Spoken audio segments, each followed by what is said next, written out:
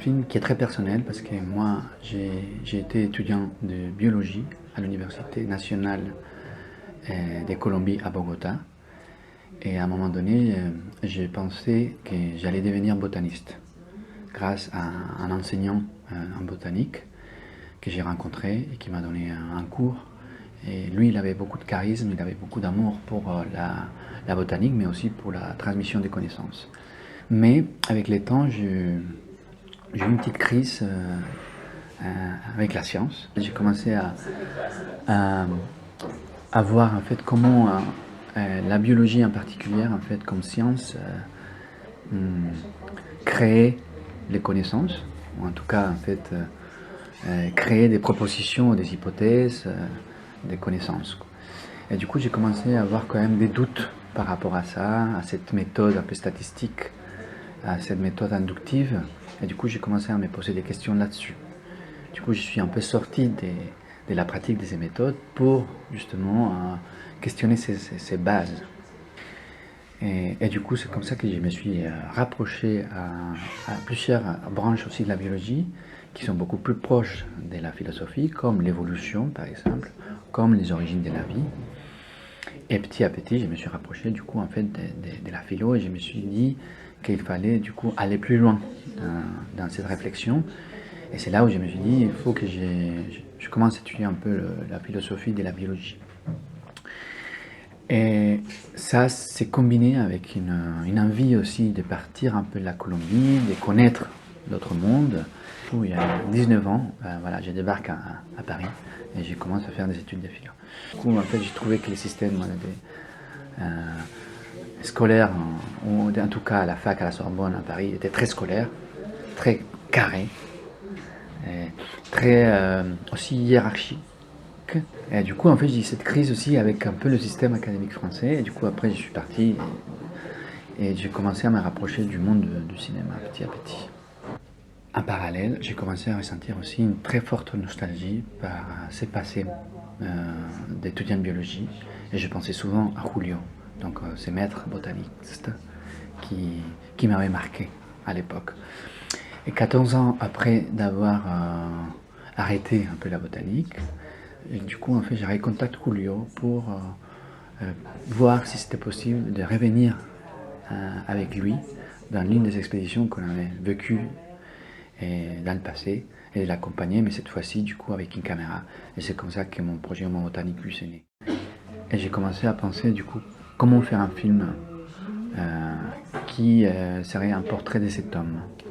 Un portrait à la fois de sa passion pour les plantes et sa passion pour l'apprentissage, pour la transmission des connaissances.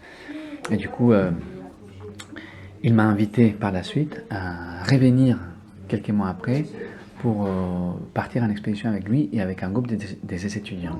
Et j'étais ravi parce que pour moi, c'était du coup de refaire l'une des expéditions que j'avais fait auparavant. Et pour ce deuxième tournage, le premier vrai tournage, on va dire, je suis parti avec un ingé son et avec une amie aussi qui nous a aidés dans les scripts, dans plein de choses aussi.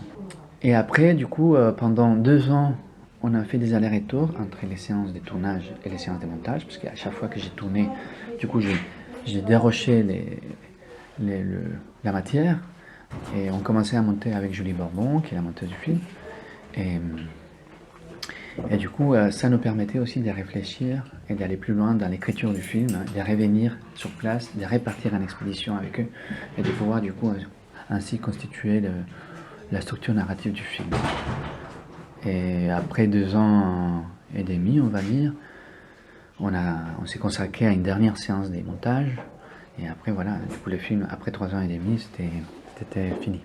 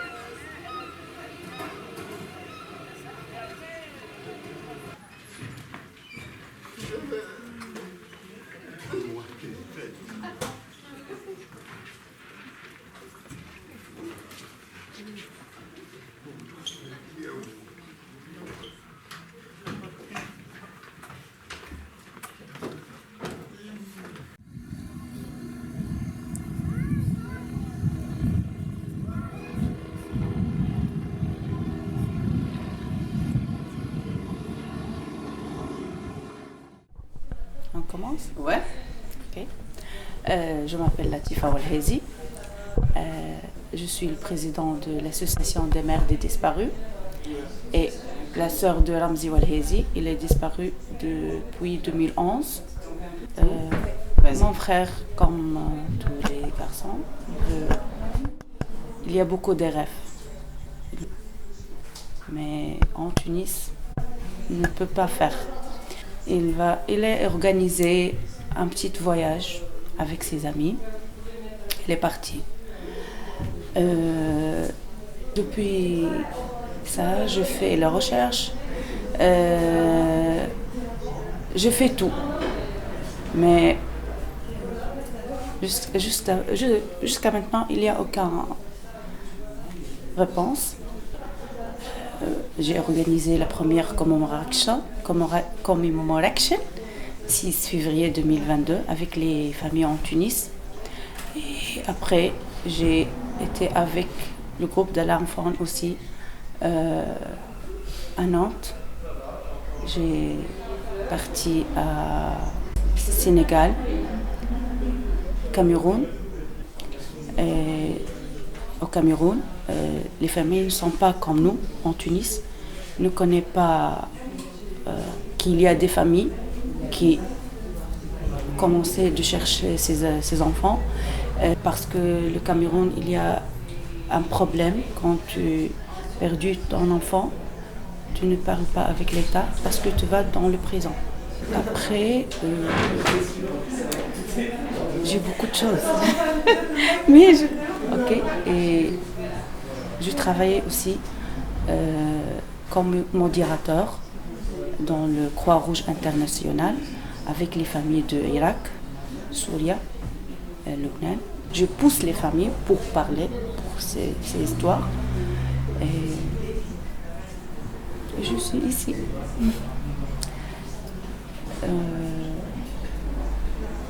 Mon message. Le grand problème des familles de Tunis, Algérie, Maroc, Sénégal, Cameroun, c'est le visa. Je peux parler en arabe? Oui. Ok. On a dit سيب الفيزا. تونس شباب حاجة قلتها أنا الممنوع مرغوب. إذا كنت ما فماش فيزا ولادنا ممكن تمشي وتجي وراه ما فماش المفقودين وما فماش معناها المشاكل هذية وما فماش عائلات معناها تعبة من 2011 لليوم مش سهل انك تلوج على حاجة معناها ما تلقى حد شيء مش وصعيب ياسر انك تفقد انسان عزيز عليك تعرفش انه ميت حي ماكش عارفة ممكن انك يتوفى انسان وتعرفوا إنه هو توفى، مش كما إنك تفقد إنسان عزيز عليك ما تعرفش ميت حي. اي سورتو بالنسبة لي أنا خويا حاجة كبيرة. Mon frère c'est comme une chose d'or. C'est moi j'ai deux frères, Ramzi et Hossein. Une doigt droite, l'autre gauche. Maintenant, j'ai pas les mains droites, j'ai une seule. Mais je veux commencer pour trouver mon frère. Je veux continuer jusqu'au bout. Et c'est tout. Merci. Shukran. Ouvrez les frontières, ouvrez les frontières. Ouvrez les frontières, ouvrez les frontières. Ouvrez-les chaque année, l'été comme l'hiver.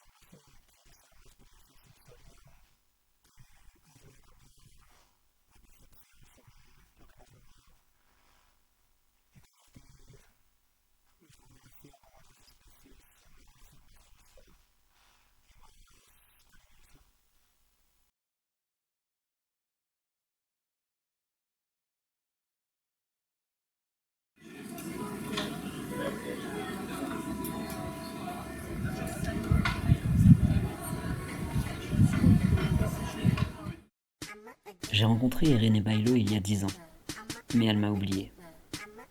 Et pour cause, elle est devenue une star du cinéma, une réalisatrice invitée dans les plus grands festivals. Coqueluche des médias, harcelée par ses fans, en contact SMS permanent avec sa productrice, elle enchaîne les interviews et les séances d'autographes et n'a pas une minute pour souffler ou avaler une galette complète.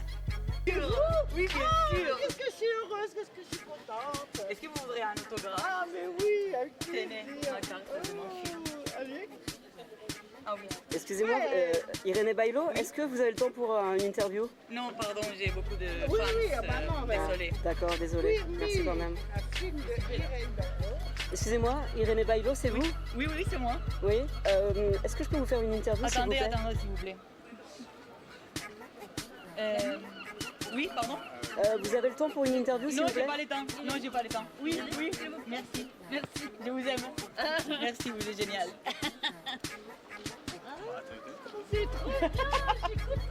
Irene Bailo est pressée et ne fait jamais la queue. Pour les stars, il y a des choses spéciales. Excusez-moi, Irene Bailo, Oui. c'est vous? Est-ce que vous avez le temps pour une interview? Ah non, non, non, j'ai fait très faim. D'abord, la bouffe, toujours.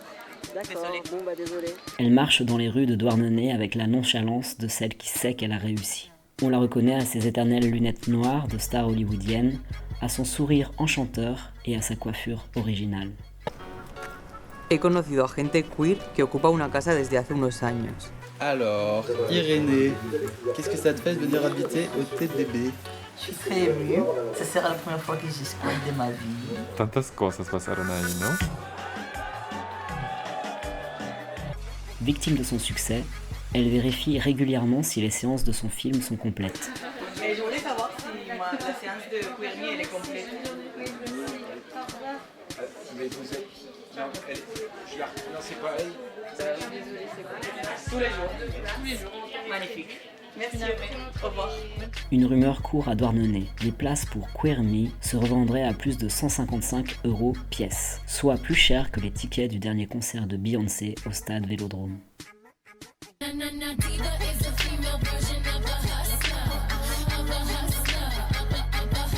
Au bout de plusieurs jours, j'ai enfin eu l'honneur d'obtenir un entretien exclusif pour Canal TISF. Alors qu'est-ce que ça fait d'être devenue une star grâce au cinéma? Mais c'est très bien. Et je le vis bien. Je ne m'attendais pas à ça. Et je suis très contente. Et est-ce que par exemple on vous a offert ces chips ou vous avez dû les payer? Et j'ai reçu ça en cadeau quand je suis arrivée au festival. Merci beaucoup. Alors Irene Bailo, je crois que vous revenez de loin. Quel a été votre premier rapport avec le festival de Douarnenez? En fait, il y a 10 ans, je suis venue en tant que bénévole des toilettes sèches. Et c'était une expérience merveilleuse. J'ai toujours voulu revenir à ces festivals. Et c'est génial de revenir maintenant avec un film. Donc qu'est-ce que vous avez envie de dire aux jeunes queers qui font du cinéma? Et je veux dire, venez en tant que bénévole au festival de Douarnenez. Et ce sera sensationnel. Finalement, on ne sait jamais jusqu'où ça va nous emmener. Non, on ne sait jamais. Il y a beaucoup de surprises dans la vie. Okay. Et qu'est-ce que vous avez envie de dire à votre public hétérosexuel? Mais je vais dire, venez voir le film. C'est pas que pour le queer. Et vous verrez, je pense qu'après voir mon film, vous deviendrez queer. Donc est-ce que c'est le but Ah, non, dis-leur non, dis-leur non. Vous pouvez attendre une minute? Ah ben non, je sors, moi. Je vais sortir, ça va prendre. Pardon. Excusez-moi, mais je sais. Ah, il y a un appartement là en fait. Ah ben oui. C'est pour ça que c'est marqué interdit. On s'est mis vraiment au bon endroit. C'est surtout parce qu'on peut pas se marier. Mais... Vous êtes dans un film, madame. Devenez queer. Excuse-moi, votre tête me dit quelque chose. C'est à moi? Oui. Ah. Vous n'êtes pas un comédien très reconnu? Je sais pas, mais tout le monde me dit ça en ce moment. On pourrait faire un selfie? Ah, d'accord.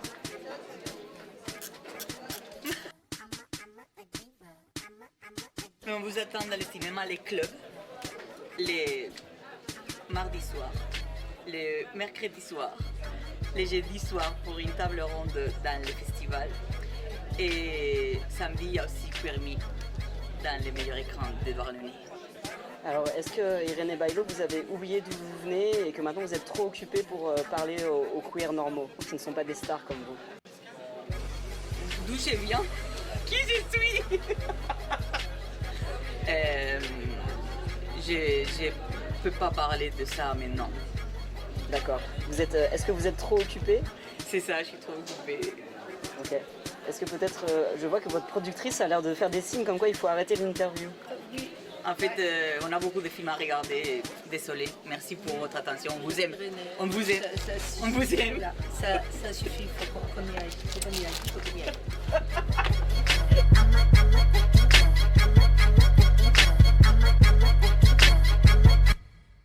J'en profite pour faire des transitions.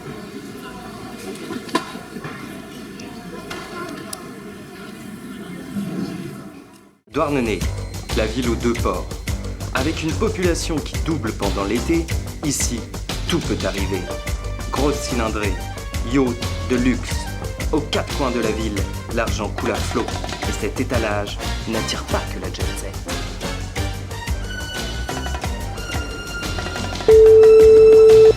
Gendarmerie de Douarnenez, bonjour. Veuillez patienter, nous allons prendre votre appel. Oui, bonjour, gendarmerie de Douarnenez. Oui, bonjour. Ici le festival de Douarnenez. Je vous appelle pour une disparition inquiétante. Un bénévole au nom de Jean-Paul Trieux n'est pas venu chercher son badge. Jean-Paul Trieux. Vous êtes sûr que cette personne existe? Ah bah oui, il apparaît même dans le catalogue. Pourriez-vous me la décrire, s'il vous plaît? Bah, il a environ 40 ans, cheveux mi-longs, coupe mulet, une mèche bleue, des lunettes de soleil bien trop chères et des Birkenstock. Et vous vous rendez compte, madame, que là vous êtes en train de me décrire un profil qui correspond à 80% des douarnenistes là. Donc, je ne vais pas pouvoir beaucoup vous aider.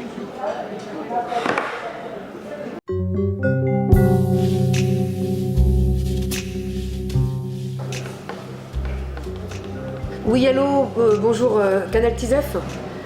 Voilà, je vous appelle parce que j'aurais besoin de vous. J'ai une mission à vous proposer, à vous demander. Voilà, il faudrait retrouver une personne au nom de Jean-Paul Trieux. Nos reporters ont fouillé tous les recoins de Douarnenez, jusqu'à tomber sur cette paire de lunettes beaucoup trop chères. Que se passe-t-il en bas de cet escalier? Jean-Paul Trieux, c'est vous? Oui, c'est moi. Mais vous n'êtes pas bénévole au festival? Écoutez, j'ai été missionné pour infiltrer le milieu woke, islamo-gaucho-éco-terroriste du festival. Et qu'avez-vous découvert? J'ai découvert qui était la tête de cette conspiration. Une femme sanguinaire et prête à tout. Je vous la montre. Surtout, ne vous approchez pas d'elle.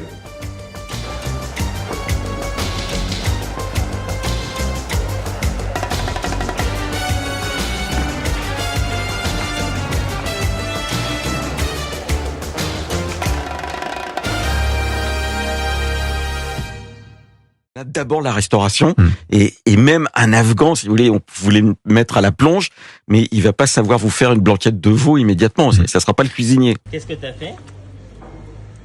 Une blanquette. Reza est afghan.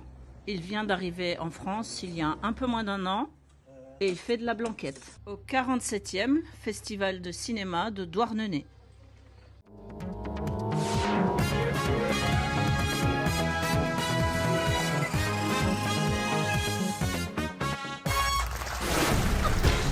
Bonjour à toutes, bonjour à tous et bienvenue dans Kikadi. Kikadi, bien l'émission où il faut deviner, c'est Kikadi. Alors dans Kikadi aujourd'hui, nous allons avoir la chance et l'honneur et l'avantage de voir 2 grands concurrents s'affronter. Le premier concurrent est une concurrente. Il s'agit de Jocelyne Poitvin, maire de Douarnenez, qui est ce soir opposée à la famille Barbapapa. Et voilà, un match au sommet. Et donc, je vous rappelle le but du jeu du Kikadi. Il faut savoir Kikadi. Et donc, à partir d'une citation, on essaye de deviner. C'est Kikadi. Alors, attention, la première citation, le premier Kikadi du jour. je suis plus déterminé que jamais à découvrir les raisons de cette pollution. Nous parlons des algues vertes. Est-ce que vous avez sous le chapiteau une petite idée de la réponse ? Jocelyne Poitvin, la famille Barbapapa. Attention, réponse. Le lendemain, je suis retournée sur place pour mener l'enquête. Bien sûr, j'avais pris mes précautions. J'étais bien équipée pour ne pas risquer de m'évanouir comme Barbidure et Lolita à cause des gaz à l'odeur d'œuf pourri que dégageaient ces algues mortes en quantité énorme, me confirmait mon appareil.